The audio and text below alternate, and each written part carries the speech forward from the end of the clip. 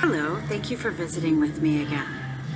Some thoughts I really wanted to share with you on my journey towards learning to thrive after years of being a victim of domestic abuse and now a survivor.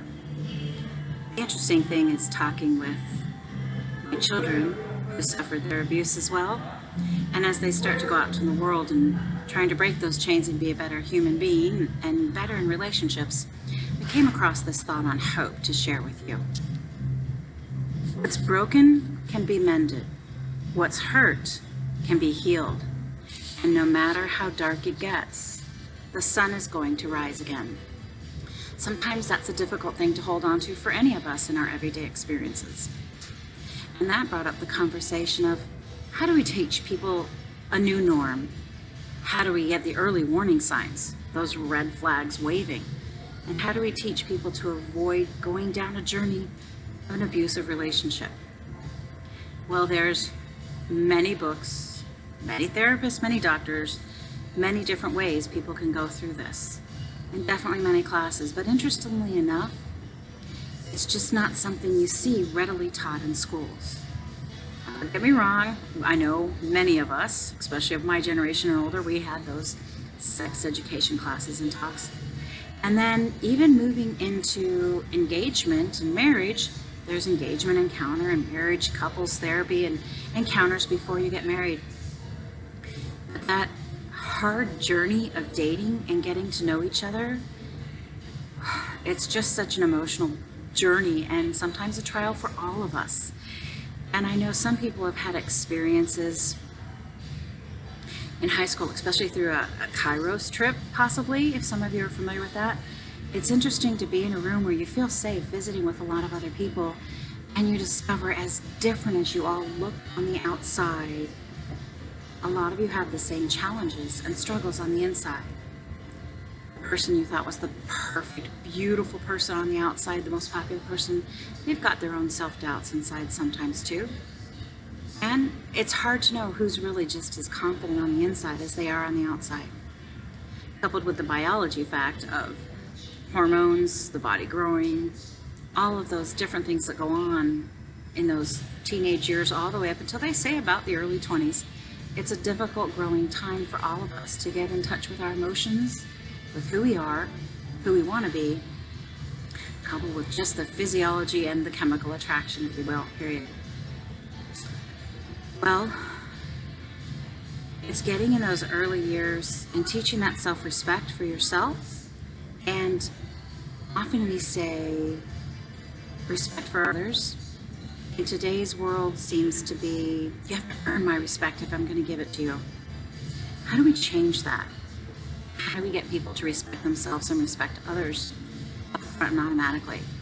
How do we get people to understand kindness to themselves and kindness to the others? And how do we get people to stop the bad behavior early so it doesn't develop into the abusive behavior that tends to slowly, insidiously creep into a relationship? That's the challenge to start at an early age. It's difficult because all of us have different benefits and different challenges growing up. There's homeless, there's hungry, there's addicted babies being born. It's a systemic problem, it's a big problem, and I don't even pretend to say it's a simple fix. Somewhere though, we have to start with our youth and our children, which we all agree are our future. And we've got to start there, teaching them that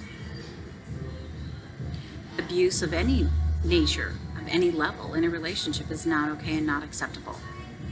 Bullying, if you will, is a accepted term, and the big campaign over the last 10 to 15 years to stop bullying. Well, somehow we need to look at that too, that it's not okay in a relationship. There tends to be early warning signs. Now for me, hindsight is 20/20. I can look back over the last 20 plus years in my abusive relationship that I've survived and see that the warning signs were there in the very beginning. It can be that people have rough days and down days. That doesn't mean they're going to grow into being an abuser.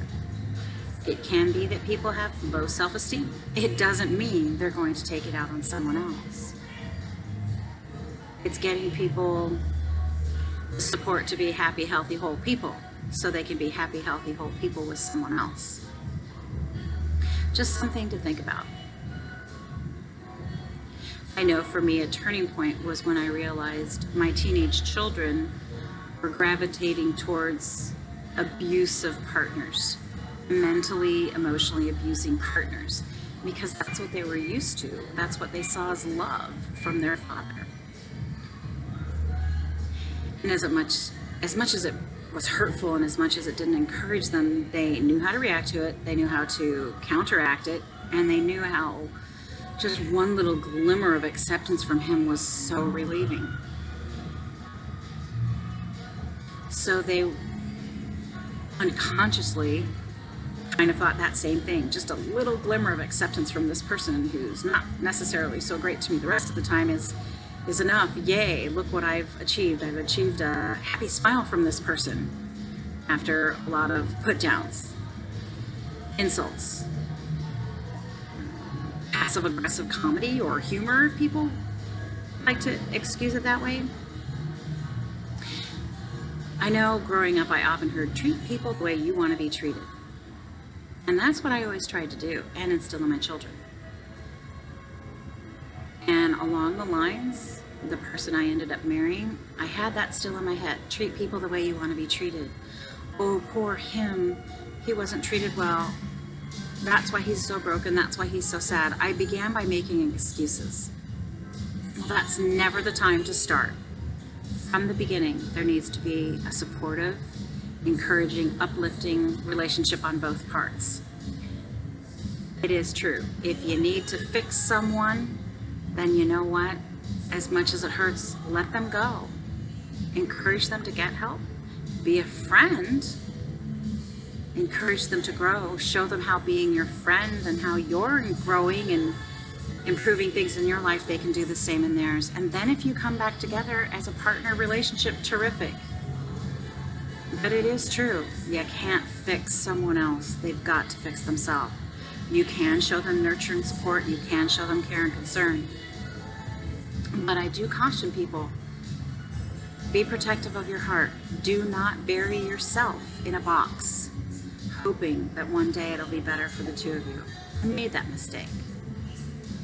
So I just share that as a red flag to some people.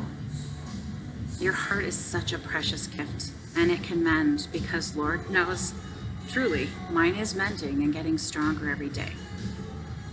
And I see that happening in my children too. So I just want to put the caution out there now, not to jaded going looking at every person who might have a down day or a down moment, that they're all going to grow up to be abusive partners. I just encourage you to expect the best for yourself, create the best for yourself, and of course people will be attracted to your beauty and verve for life, and in turn help them see that same in themselves. Grow some great friends and give yourself what you truly deserve. So slow down. Take your time in relationships. I know at age 20 you feel like the world's almost over if you don't have your life partner. Well, at age 20 your life's just starting. So my purpose of this is slow down and breathe and enjoy the road in front of you, because I'd hate for you to be in your 50s starting over trying to figure it out. I'd love for you in your 50s to be vibrantly growing generations of family around you and exhaling together. And that's why I share this. So somehow we need to start in our children and encourage them to be friends, encourage them to have a variety of experiences of fun and joy and life-growing opportunities, so that they can grow a circle of friends like that around them, diverse and different, and all uplifting and encouraging. When someone has a down day, help each other find the good and grow healthy and strong. so that we can stop abuse before it begins. It will be a journey and it will take a lot of work. But if we can just slow down in the beginning and realize that each one of us has the opportunity to be loved and kind to ourselves and to others, and hopefully we can stop abuse before it starts.